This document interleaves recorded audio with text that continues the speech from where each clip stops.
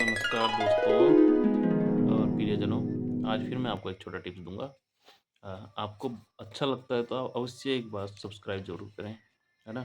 आज मैं आपको घर में घंटी और शंख के बारे में जानकारी देता हूँ, है ना? जो मंदिर में रखते हैं, है ना? आप जो है घर में अगर घंटी लेके आते हो, तो देखो एक तो क्या होता है रिंगिंग बॉल बोलते हैं, है ना? जो अगर उसे सीधा रखो तो रिंगिंग बॉल है, अगर उसे उल्टा रखो तो वो घंटी है ना? पर लेकिन हम जो घंटी लाते हैं ना घर में, तो कोशिश करें कि शुक्ल पक्ष के दिन ही घंटी को घर में लाएँ, वो आपके लिए लाभदायक होता है।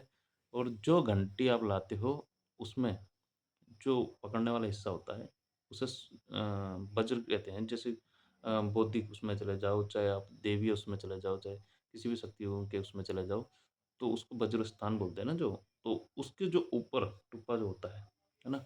उसके जो ऊपर जो हिस्सा होता है, उसमें अगर गरुड़ बने हों, हनुमान जी बने हों, तो आप वो वही घंटी ज़्यादातर लाएँ, इस्तेमाल करें। और जिसमें नाग बने होते हैं, वो थोड़ा उसमें थोड़ा-सा परहेज़ करने में ध्यान देना है, क्योंकि वो थोड़ा तंत्र से रिलेटेड होता है, क्योंकि शिव जी से रिलेटेड है, तो वो हर एक को नहीं बजाना चाहिए, थोड़ा-सा ध्यान देना चाहिए उस पे। और जो घंटी है उसको पकड़ने वाले स्थान में पहले उसमें एक नाले की धागा लगाएँ, है ना? और इसी प्रकार जैसे शंख है, शंख आप घर में लेके आते हो, तो पहले उसको अ, उसमें उसका स्नान कराएँ, जल दूध से स्नान कराएँ, गंगा जल से स्नान कराएँ। उसमें धूप, टीका और चावल लगा के उसकी पहले पूजा करें। और उसमें जब भी आपको बजाना है, उसका इस्तेमाल करना है, तो उसमें जल भरें, उसके मुँह में जल से धुलाई करें, गंगा जल से धुलाई करें, उसमें उसका इस्तेमाल करें, फिर उसके बाद उसमें धुलाई करें, मुँह की धुलाई करें।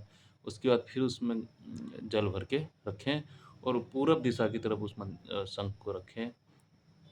और शंख बजाने से आपको पता ही है, शंख और घंटी घर की नकारात्मकताएँ को दूर करती है। जहाँ तक उनकी ध्वनि जाती है, वहाँ तक नकारात्मकता दूर होती है। और जो शंख है या धार्मिक पुस्तक है या ग्रंथ हैं या भगवान हैं या घंटी है, कोशिश करें इसे ज़मीन में ना रखें। इनको नीचे कुछ न कुछ कपड़ा या कोई बने हुए आते हैं आजकल, है ना? वो चीज़ें नीचे रखें। ऐसे ज़मीन में नहीं रखी जाती, भार लगता है।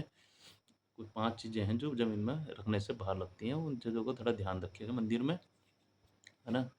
और इसी प्रकार एक चीज़ मैं अब इसमें जोड़ रहा हूँ कि जैसे कहते हैं वायु पूजा, है ना? नाम सुना होगा लोगों ने वायु पूजा, लोग कराते हैं साल-साल में वायु पूजा होती है। और तुम्हारे, है ना? पितृ पूजा होती हैं। तो वायु पूजा का तात्पर्य ये होता है कि साल में एक बार करते हैं, कोई फल-फ्रूट से करते हैं, कोई रोट वगैरह से करते हैं, अपना-अपना तरीका है ना? अपना-अपना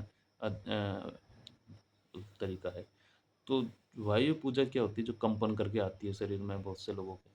तो वायु पूजा क्या होता है कि जैसे हमारे पूर्वज जो होते हैं ना, जिससे हमारे पूर्वज बहुत हैं, वो पूर्वजों से कोई होता है, जैसे कोई मृत्यु मरा हो, तो वो होते हैं, वो आ जाते हैं, है ना? और प्रेत में क्या होता है, जो कोई आत्महत्या करके मरा हो परिवार में कभी, तो वो प्रेत योनि में चले जाता है।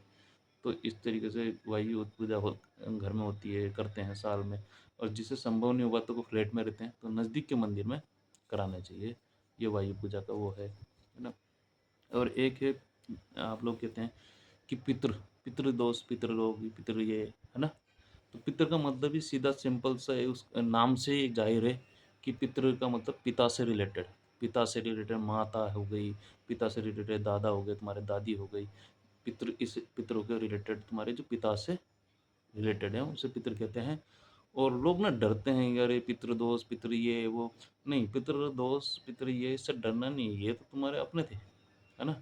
ये बहुत से लोग अपने पितरों को तो नदी नाले में फेंक के आ जाते हैं और नदी नाले से उठा के कुछ मंदिर में घर में ले आते हैं, है ना? तो ऐसा नहीं है, पितरों को वो आपके फ़ायदे के लिए ही होते हैं।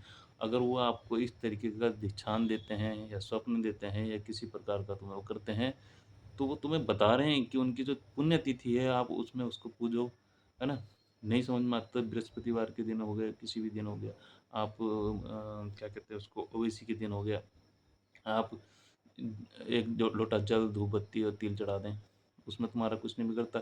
वो तुम्हें फ़ायदे ही पहुँचाते हैं, अच्छा ही पहुँचाते हैं तुम्हारे लिए, अच्छा ही करते हैं, है ना? तो इसलिए जो है पितृदोष कभी दुःख नहीं देता और बहुत से लोग होते हैं कि जो जिनके सिर का दर्द होता है, कमर में दर्द होता है, पैरों में दर्द होता है, जब तक वो दवाई खाते हैं तब तक ठीक रहता है, उसके बाद फिर वैसे ही है ना? तो ये तुम्हारा खुद ऐसा नहीं है कि तुम जो हॉस्पिटल जा रहे हैं तो सभी ठीक हो जा रहे हैं या सभी ठीक हैं, है ना? तो कहीं-कहीं ऐसा भी होता है कि यहाँ पे आपका कुल की ही कुछ कमियाँ, गलतियों की वजह से ऐसा रहता है। आप अपने कुल के बारे में जानकारी लें, अपने कुल के पूर्वजों के बारे में जानकारी लें, अपने कुलों की अपनी पूजा डाल करें, उनको वायु पूजा करें, है ना? साल में 1 बार पूजा होती है वो करें। पितरों की पुण्य तिथियों में उनकी जो तिथियाँ होती है उसमें आप पूजा करें। अगर आप ये गलतियाँ नहीं करोगे, अगर ये सब चीज़ करते हो तो देखना आपको अवश्य ही लाभदायक होगा, आपको लाभ पहुँचाएँगी। ये बहुत इम्पोर्टेंट पर्सन था, इसलिए आप इन पर पूरा ध्यान दें और आज आपके लिए इतना ही टिप्स था। फिर कल अगला टिप्स दूँगा। धन्यवाद। जय सिया राम।